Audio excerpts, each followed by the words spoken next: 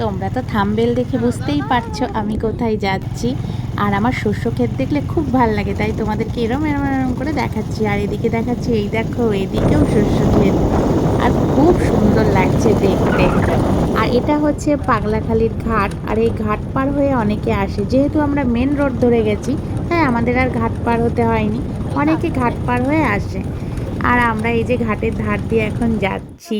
Welcome back to my channel. কেমন আছো সবাই? আশা করছি সবাই ভালো আছে। আর আমি আজকে চলে এসেছি ওই দেখো পাগলাখালিতে। তো চলো পুরোটা ঘুরে দেখাবো। এবার আমরা মন্দিরের ভেতরের দিকে যাচ্ছি। আর ওই যে ঘাটের ধারের গেট, এটা আমি পরে আবার দেখাবো। তো এখন যেহেতু পুজো দেবো সেহেতু এদিকেই যাচ্ছি। আর এই দেখো কত ডালির দোকান, চারদিকে ডালির দোকান, মানে হেভি লাগছিল দেখতে। আর এত সুন্দর লাগছে না দেখতে, যেদিকে দেখাচ্ছি সেদিকেই ডালির দোকান। আর এই দেখো এখানে গেলে এটা আগে পাবে, একদম তোমাদের দাদাভাইকে একদম ছেঁকে ধরেছে। তো আর এই যে আমরা চলে এসেছি এবার ডালির দোকানে। আর কোনটা কোন মানে কি দাম সেটা আমি এখানে শুনছিলাম। তো সবগুলোর দামই বললো, আমি যা যা আছে আমি সব কিছু আগে শুনে নিলাম কোনটা নেব। তো এই যে এখানে আমি দেখিয়ে দিচ্ছি, এটা হচ্ছে মাঝখানেরটা 50 টাকা, এ পাশেরটা 25 টাকা, আর ওই কোনায় আছে ওটা বড় ডালি, ওটা হচ্ছে 100 টাকা। এই যে এটা 100 টাকা করে নেবে। তো আমি আবার তাও শুনে নিলাম যে এটা 100 টাকা, তো বললো হ্যাঁ এটা 100 টাকা। আর এই যে আমরা নিয়েছি এটা 50 টাকার ডালি, এখন এটা আমরা নিলাম। তারপরে আমরা দুধ বাড়ির থেকে নিয়ে যাইনি, ওখান থেকেই নিলাম, ওখানেই সব পেয়ে যাব। তো তার জন্য আমি আর বাড়ির থেকে নিয়ে যাইনি।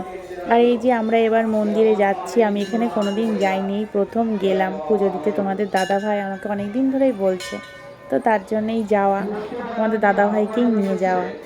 এই যে আমরা এবার মেন গেট দিয়ে ওপরে উঠছি। এখানে উঠে আমার চোখ চড়ক গাছ, মানে কি বলবো, এত ভিড়। আমি ভাবছি আমি কি করে আমি পুচকুকে নিয়ে পুজো দেব, আমি তো বুঝতেই পারছি না, মানে এতটাই ভিড়।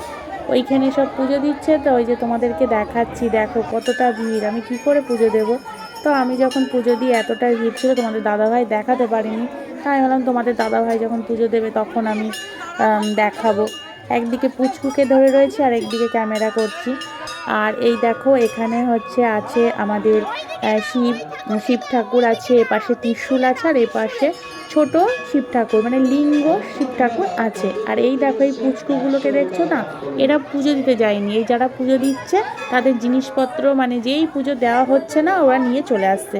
এই যে এই পুচকুগুলো এইগুলো ওই করছে, মানে যারা ফল দিচ্ছে ফল নিয়ে নিচ্ছে, তারপরে বাতাসা দিচ্ছে, ওগুলো সব পুজো দিতে পারছি না, আর ওরা সঙ্গে সঙ্গে তুলে নিচ্ছে। এই দেখো এখানে এখানে তো আমি ওদেরকে বলতেই শুরু করে দিলাম, আমি যে পুজোর আগে দিতে দে তারপরে নে। ওরা মানে দেওয়ার সঙ্গে সঙ্গে ওই দেখো প্যাকেটগুলো নিয়ে চলে যাচ্ছে। তা আমি প্রথমে ভেবেছিলাম এরা পুজো দিতে এসেছে, তারপরে দেখছি ওই অবস্থা।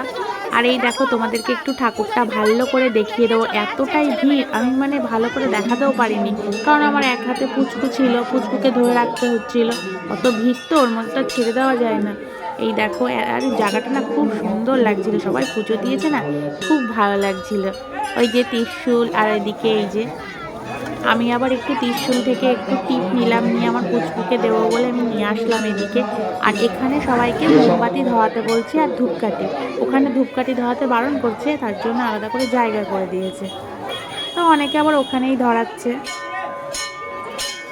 আর এটা হচ্ছে মন্দিরের বারান্দা, তো আমি একটু মাঝখানটা একটু দেখিয়ে দিলাম যে দেখো কেমন ভিড় হয়েছে, প্রচুর ভিড় প্রচুর। তারপরে তোমাদের দাদাভাই বললো এবার চলো বটগাছের চারদিকটা একটু ঘুরে আসি, তাই বললাম চলো। তো এখানেও দেখছি সব শিব ঠাকুরের মাথায় দিয়েছে সবাই জল। তো অনেকগুলো চারদিক দিয়েই মনে হয় শিব ঠাকুর তৈরি হবে আরও, আর মেন হচ্ছে ওখানে। তো এটা তৈরি হচ্ছে, এটা এখনও কমপ্লিট হয়নি। আর এই দেখো এই যে কি সুন্দর, দেখো এই ভাড়াগুলো বেঁধে রেখে দিয়েছে, এগুলো হচ্ছে মানত করেছে সবাই। তা আমি বললাম তাহলে চলো আমাদের ভাড়াটা নিয়ে গিয়ে ফুটো করে নিয়ে আসতে হয়, তারপরে সুতো দিয়ে এখানে বাঁধতে হয়। তো এই যে দেখো কত ভিড়। এইবার আমি পুরো মেন গেটের সামনে তোমাদেরকে একটু দেখিয়ে দিলাম, এই যে মানে চারপাশটা ঘুরিয়ে দেখালাম। এবার আমরা চলে আসলাম মন্দির থেকে বেরিয়ে, আমি বললাম চলো ওই ভাড়াটা ফুটো করে আসি। এই যে আমি নেমে আসলাম এখানে, এবার দোকানের দিকে রওনা দিলাম।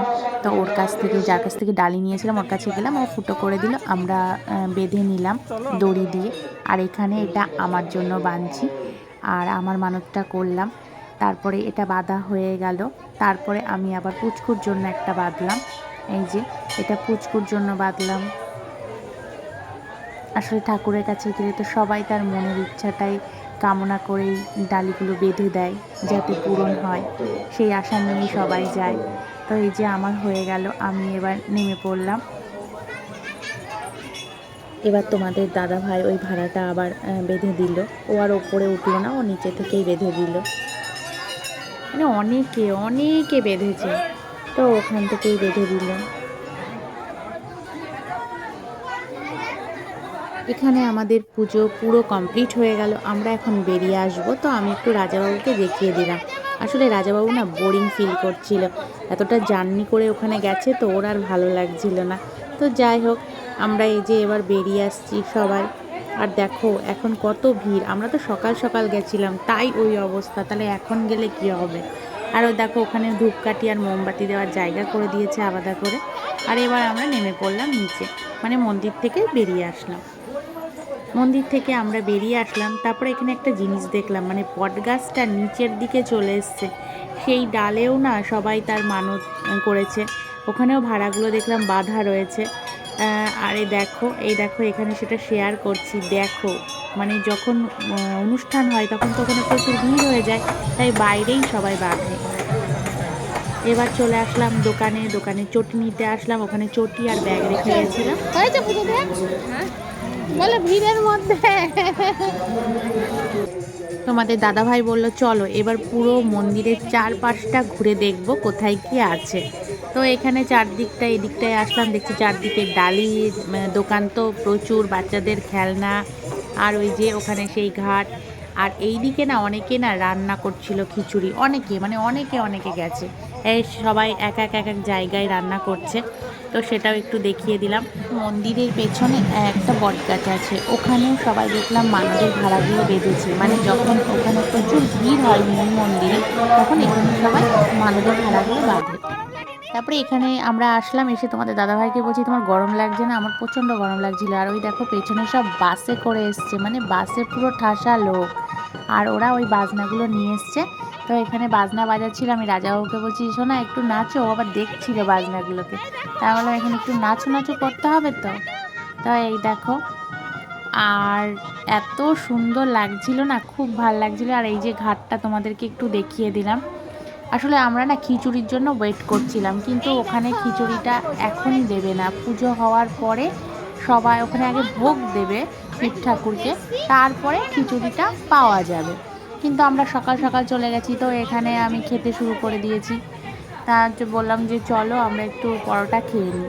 তারপরে আমরা আবার আসলাম, এসে সেই ওই গাছের গোড়ায় দাঁড়িয়ে রয়েছি যেখানে সবাই মানদের ভাড়গুলো বেঁধেছিল। তো এই যে রাজাবাবু আবার এটা কিনেছে, সেটা আবার দেখাচ্ছে। এটা হচ্ছে চাটকি, রুটিবেলা চাটকি। আর এই যে দারুণ লাগছিল দেখতে জায়গাটা। আর এই যে এখানে ওই যে বাসে করে যারা এসছে তারা আবার এখানে এসেছে, এসে ওই যে বাজনা বাজাচ্ছিল, সব নাচানাচি হচ্ছে। তো আমরা একটু দেখলাম, তা আমরা ভাবলাম কি একটু মায়ের জন্য একটু প্রসাদ নিয়ে আসবো, তার জন্য একটু দেরি করছিলাম। আর রাজাবাবু আর থাকতে চাইছিল না, তাই আমরা বাড়ির দিকেই চলে আসলাম, কিছু করার নেই। তো আজকের ব্লগটা আমি এখানেই শেষ করছি। ভালো লাগলে লাইক কমেন্ট এন্ড শেয়ার, আর টাটা বেরোচ্ছে না।